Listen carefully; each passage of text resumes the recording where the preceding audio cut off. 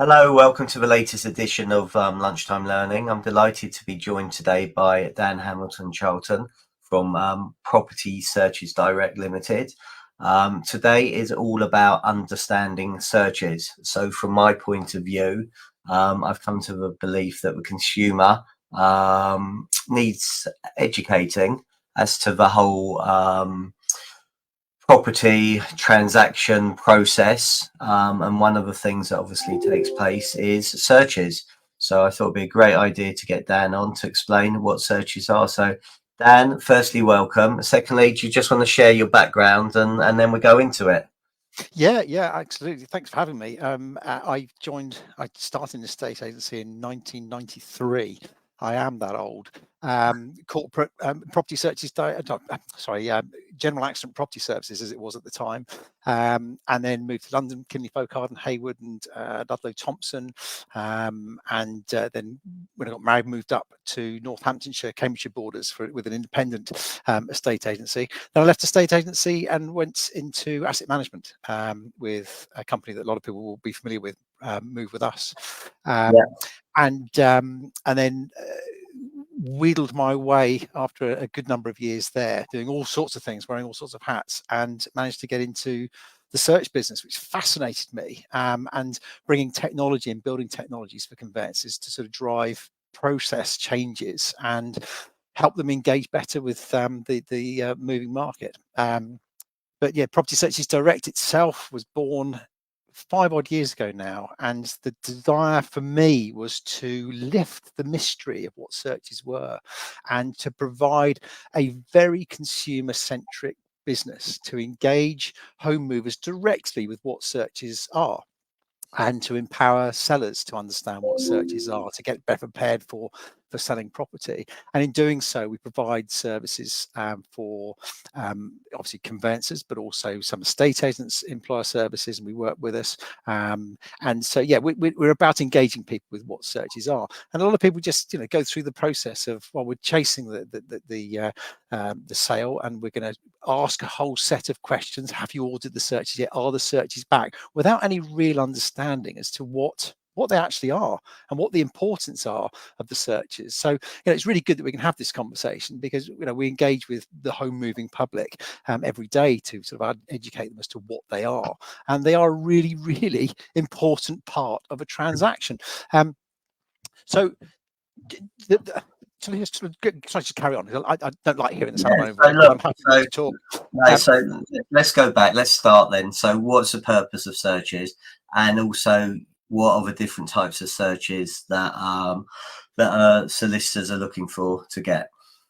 Yeah, so I'm interested you say that solicitors are looking for to get. So if we understand what a search is and what they are, so there are 3 vital documents that are required as part of a conveyancing transaction, and they are the local authority search, and we'll go into some detail in a moment, a drainage and water report, and a really comprehensive environmental report. And those are the 3 things that are required. And you'd say required by the solicitor and by the lender, but actually they're required by the buyer. The buyer wants to know those things, and they are pivotal in their decision-making processes as to whether they would want to carry on with that purchase or not. And there are things in there that will derail a transaction if they're not very careful. The problem we have with the process at the moment, certainly not the transaction we get involved with, but in general, the process is that everyone relies on their conveyancer to order the searches. The challenge with that is there is a time delay. Searches will take a significant amount of time in some areas. The local authority search can vary from a couple of days to several months, depending on what the local authority search area is. And we publish on our website the search turnaround timescales on Property Searches Direct. Environmental reports invariably come back within about 30 minutes. But the importance is that most people don't get to see the results of their searches when they rely on the solicitor or conveyancer to order them. And stats came out a couple of years ago that the solicitors take on average about 6.5 weeks to get around to pushing the button. And there are a number of reasons for that. It could be they haven't got the draft contracts in yet. They don't have the confidence to spend their client's money. They may be waiting for a mortgage offer or for the client to say they're happy with their survey, whatever it may be. But there are delays. And what we say is we want to empower buyers to get on and buy their searches, get that information straight away, and have some of the information within minutes of an offer being agreed. So we're trying to sort of speed up the process by enabling people to order their searches, but also encourage conveyancers to order searches sooner. So what are searches? A local authority search is an essential part of the home buying process. As I said, the information there is vital to the home buyer themselves.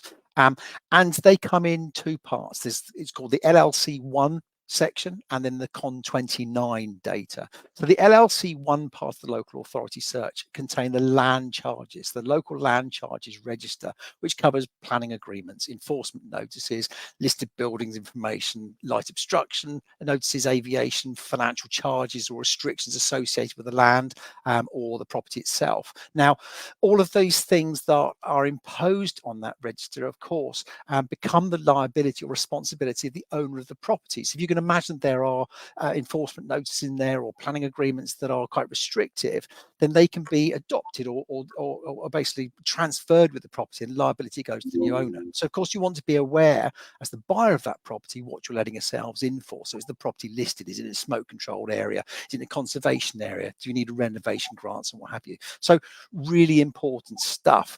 And all of the LLC1 findings are legally binding with each successive owner. So you just can't avoid them. You want to make sure that all those ducks are in a line and you understand exactly what you're inheriting. The Con29 information provides information about public highways, proposed rail routes, planning decisions on new roads that could affect the property, as well as any breaches of planning permissions or building regulations, any outstanding statutory notices, or compulsory or existence of sort of compulsory purchase orders. So really important again, the Con29 data, which comes through quite quickly. So planning history, building control, highway control, TPOs, tree preservation orders, proposed tree preservation orders. So things that, you may look at it and go, I'm going to take that tree out and I'm going to extend the property. And then of course, if you don't know that information, you suddenly realize that you can't take that tree out, you can't extend the property, and suddenly the property doesn't actually match your requirements. So as I say, some of these things can actually derail a transaction. And the problem we have with process at the moment is it's relying on the conveyancer to order them. At the 11th hour, you are reported to, you have this information sent to you along with your contract to sign, and all the information's in there. But because it's been such a long drawn out process, everyone just goes to the where do I sign thing. Where do I sign? Sign here, get it back really quickly. And that's really dangerous. As you can appreciate, Steve, people are buying properties a lot of money and not really taking the time to understand what's in these searches because they've not been presented with the information early enough. So again, part of the reason why I've encouraged people to sort of get involved and take control. And I would say to anyone buying a property right now, if your conveyancer has ordered the searches, ask if you can see them. Don't wait to be reported to. Ask to see them. Ask for your environmental report. Environmental reports come back in about 30 minutes or so. So if they've ordered your searches, chances are about within the hour they're going to have an environmental report. So ask for it and look at the information that's in there. So let's just talk about environmental reports and what they are. So environmental reports are vital to understanding the environmental impact risk on the specific property. Now, bearing in mind that £525 billion worth of property could be written off in the long term as a result of climate change. There's an 801% increase in the number of properties affected by subsidence. There was an 881% increase in properties affected by coastal erosion on the small island that we are in, and 195% increase of properties affected by significant flooding. So £525 billion worth of property at risk that may not even exist anymore by the year 2070. So you can appreciate that an environmental report is really vital to the buying process, because if I'm buying my forever home and I want to live here for the rest of my life and bequeath it to my family, I don't want it dropping off a cliff, or I don't want it being subject to significant flooding. So I want to know this stuff. And where an environmental report can come back in as little as 30 minutes, you can start making informed decisions about what's in there. So a typical environmental report will cover things like contaminated land liability. It'll cover the flood risk profile. How many people every year are living in properties that end up flooding and the furniture's floating around? It comes as a huge surprise to everybody.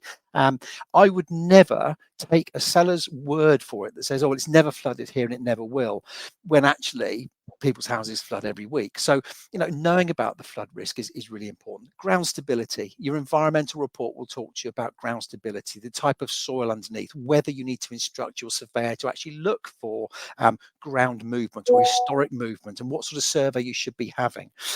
So that's important. Radon, the presence of it, energy and infrastructure changes, transport changes, planning constraints, planning applications in the surrounding area. So that field that the property is currently looking over, you may find there's 500 houses planned to go on there, and suddenly your outlook has gone, and your enjoyment of the property may change significantly. So things like that are borne out in the environmental reports. So again, really important that you have that as soon as possible in the transaction, because there's so much information in there, let alone the climate index risk.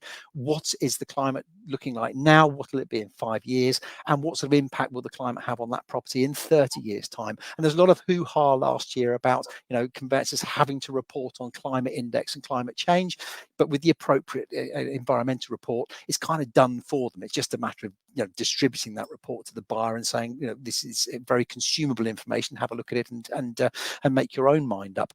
But the environmental report's a really important thing. The third report, of course, is the drainage and water report. Now, most people, when they are in a property, understand that when they flush the toilet, the waste gets taken off site, and they understand that when they turn the tap on, where the water comes from. Is it coming from a well, or is it coming from the local water authority? But unfortunately, lenders will want to have that in the form of a drainage and water search, a Con 29 DW, that'll outline the connections to the mains water, the foul sewer, the surface water sewer, and understand whether there are any pipes or mains infrastructures pipes within the boundary of the property. And that's really important from a buyer's point of view as well. So, if you think about there being mains infrastructure running along the back of your property, along the front of your property, and you're thinking about extending, you can't just go and think about putting an extension over the mains infrastructure when it comes to, the drainage or foul sewer things. You may be able to apply for a build over agreement, but sometimes that's not possible. So understanding what's in the drainage and water report, again, is a really important thing, understanding where that infrastructure is. So those three things, the drainage and water report, one report that's required, the environmental report, which is great insight for any would-be buyer, and indeed the local authority search, which can bring up all sorts of things relating to the transaction. Those are the three primary reports. And I think we know there is becoming a shift to the upfront information, and most agents will be thinking, oh yeah, this is a real headache, I'm aware of it, there's stuff we should be doing.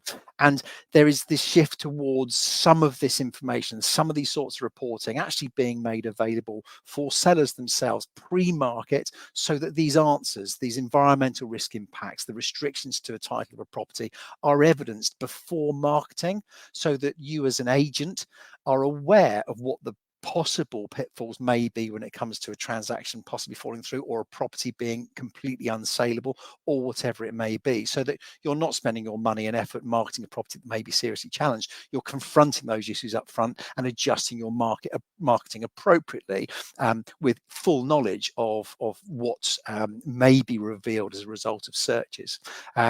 So yeah, that's kind of the importance of searches for a purchase transaction, but I think that the way in which things are going to shift when it comes to material or upfront information going forward. Okay, Did that make brilliant. sense? No, that makes a lot of sense. So you've got three different types of searches: the local one, the drainage and water, and the environmental survey. Would you have, or have you designed like a frequently asked questions sheet, which actually will break down what those three are and what's actually in those? Yeah, I mean, on Property Searches Direct, if anyone goes to the website, we've got an FAQ section up the top, and if you can bear listening to me in video format, that you can either read what we've got or intersperse between the bits we have on the website. There's pictures or images of me in video format talking about the reporting, what the reports mean, and just making some explainers as to what they are. There's also a talk on there about the difference between, official searches and what a regulated search is, and I can explain that briefly now. Everyone says, what's the difference between an official search and a regulated search? The only difference between an official search and a regulated search is who actually compiles it. So an official search is one where we would put an application into the local authority and ask them to use their resources to complete the Con 29, Con 290 information and the LLC1 data and provide us with a local authority search. And some local authorities can turn that around really quickly. Some local authorities are really challenged by that timescale because they don't have the resources. Then there's a regulated search where you ask a regulated search agent to go in and harvest that information themselves, and then apply for the LLC1 data. So that's the land charges data that the council still needs to come up with. So the two differences are who's actually doing it. The majority of lenders are accepting of regulated searches. And in fact, again, on our website, if you go to our lender check, we've got a lender check list that outlines all the lenders and their willingness to accept a regulated search. So the majority will, but there's probably 8 or 10 lenders, quite obscure, that won't accept a regulated search, in which case we need to provide a quote for what's called an official search. So that's asking the council to do it. And those prices can vary from 80 quid to 500 quid just for the local authority search. So huge variances in prices when it comes to the an official search from the council. But the majority of conveyancers, the majority of lenders are more than happy with a fixed price regulated search that is a national thing and really consumer friendly. Okay, and how much roughly, I know you gave a couple of prices there, but how much should a local search cost, and when should a buyer put their solicitor in funds so they can start the search? Yeah, I mean, we deal with hundreds of buyers every month and lots of sellers every month. And I think the important thing is, if you want to be left in the gagged and put in the boot of the car in this conveyancing journey and not know what's going on, leave it up to your conveyancer and put them in funds straight away and hope for the best and hope you get some information at some point. If you, as an agent, want to take control, as I said, we talked about working with agents. We have some agents that we have a landing page for their buyers to come and buy the search pack, so a local authority search, drainage and water, and an environmental report that is bundled up, and we offer a reduced price. And they say to their buyers, this property is not coming off the market until such time as you bought your searches. Why do they do that? I'll tell you why they do that. Because there is nothing else other than committing financially to a survey that shows that that buyer is committed to buying that property. A memorandum of sale just says, I've instructed a conveyancer. That's great, but what are they transacting for you? Which property are they going to buy? And have you actually instructed them? Have you actually gone through your IDAML? Have you filled in all the protocol forms? Have you actually instructed them? Chances are it's no. When that memorandum of sale goes out, it's just a wish that we're probably going to use them.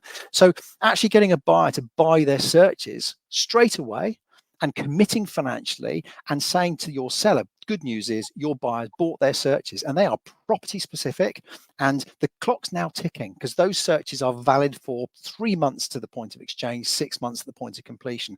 The buyer themselves have fired the starting gun. It's given your client, the seller, confidence that you've actually got a committed buyer, and the buyer that ums and ahs and says, oh, I don't really think I'm going to spend any money right now, are probably not serious. They're not going to buy their own searches. They're unlikely to put a conveyancer in funds.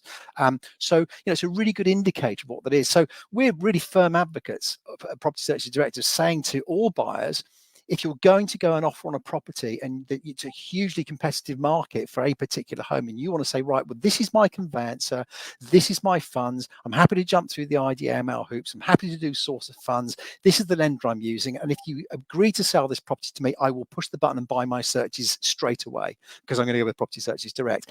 That's a dream buyer.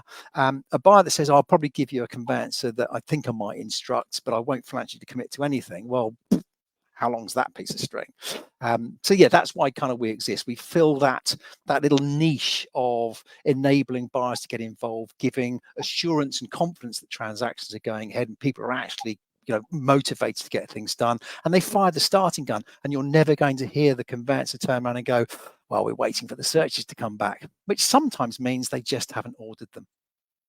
Okay, and then coming back to the sellers, We have a home information packs years ago where the searches were put in there, Yeah. and obviously that will make a massive difference.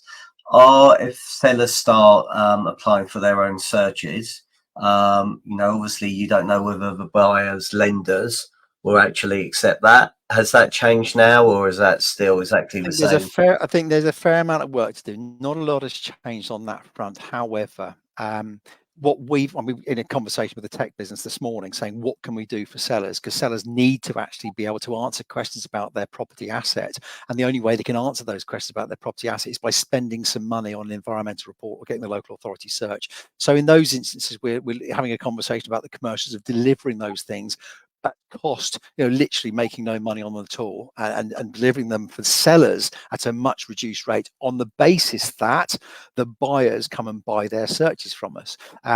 So I think that information is vital for people. And if a seller, again, it gauges whether your seller's serious. I'd like to say at some point that will be gone are the days where people just go put properties on the market and hope for the best, and watch an estate agent spend hundreds and hundreds of pounds marketing a property for that seller to turn around and go, "Oh, I've changed my mind. I'm not really bothered now."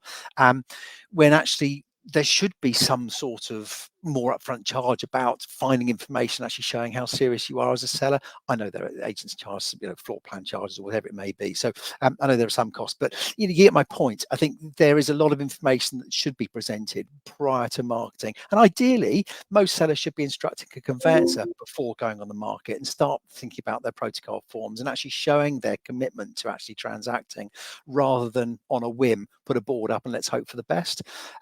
Because there's a lot more information that should be harvested and presented to the buyers, whether they understand it all or not. But it's a good point of conversation to put out there, and for the agent to understand whether they've got an asset that is really saleable or an asset that's actually going to cause them some issues, which evidently will come out during the conveyancing process. And what was the Chris Watkins stats only the other week about was it 6,000 transactions had fallen through in whatever week it was? It's like, it's just relentless, the number of transactions that fall through, and yet no one can really put their finger on why that is. I'll tell you why it is. It's the fact that we're going about things the wrong way. We're crossing our fingers and hoping for the best, and that's no way to transact a property. You've got to be really upfront about stuff and present it as it is, and disclose all the facts and agree a deal based on the asset you're handling. Great. Right. I'm grateful for your time.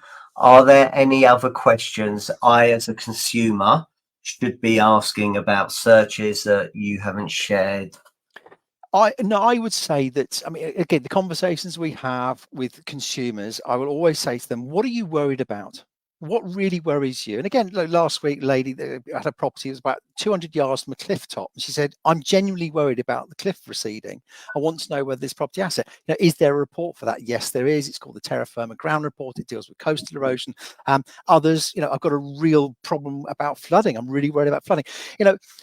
A good environmental report will cover lots of things, and it may bring up some flags that we may want to further investigate. And of course, there's a plethora of reports you can delve into depending on your particular concerns about a property.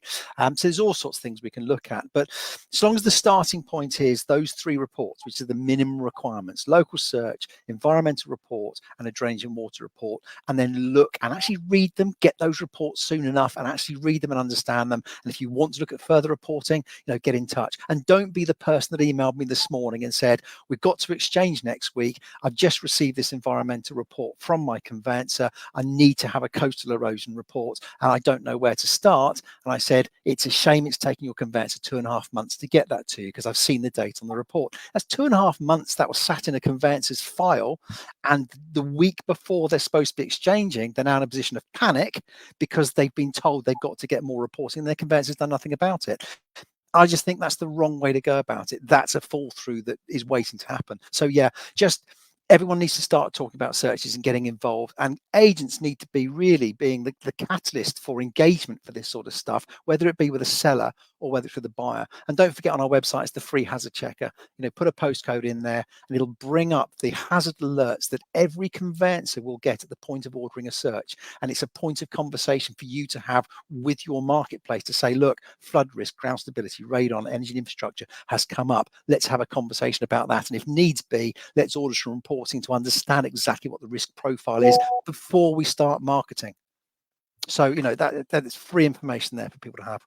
Okay, brilliant. So I'm really grateful for your time. Thank you, Dan. So what is a website where people can get all this information, please? Yeah, a lot of information at propertysearchesdirect.co.uk. It's a very consumer friendly site, and we've got some very helpful people there to support through web chat or indeed on the end of the telephone. So yeah, by all means, get in contact if you've got any questions about all things to do with searches. Brilliant. Well, look, thanks very much. It's been really, really useful. You've educated me a lot, and I'm sure you're going to educate not only the agents, but agents, if you're watching this and listening it, this will go out on LinkedIn and YouTube. Please share it with your consumers, put it in local Facebook groups. Let's help as many people as we can. So, Dan, thank you very much for your time. Everybody else, thank you for watching and listening. Until the next time.